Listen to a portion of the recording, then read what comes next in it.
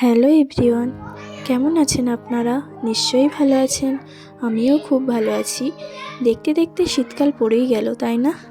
এই শীতকালে একটা সমস্যা, বাচ্চা থেকে বড়দের সবাইদের সর্দি কাশি লেগেই থাকে, তাই না? তাই আপনাদের একটা তথ্য দেখাবো। আপনারা হয়তো নিশ্চয়ই কেউ কেউ এটা জেনেই থাকবেন। চলুন দেখে নিন। এখানে দেখুন, রাম তুলসী পাতা আমাদের বাগানে গাছ হয়েছে, সেখান থেকেই কিছু রাম তুলসী পাতা তুলে এনেছি।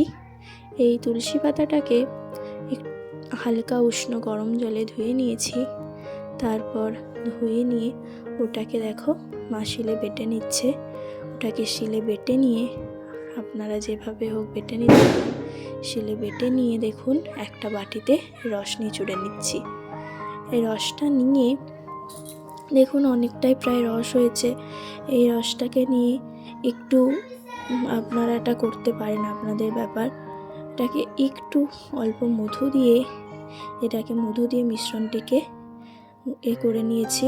নিয়ে দেখুন মাম্মামকে খাইয়ে দিচ্ছি।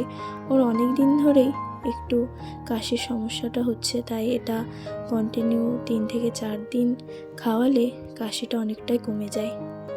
তো খাইয়ে দিলাম দেখুন।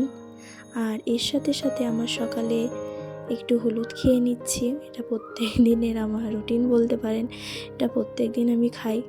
আজকে হলুদটা আমি খেয়ে নিচ্ছি, তাই আপনাদের সঙ্গে শেয়ার করলাম। তো আপনারা নিশ্চয়ই এটা ট্রাই করে দেখবেন।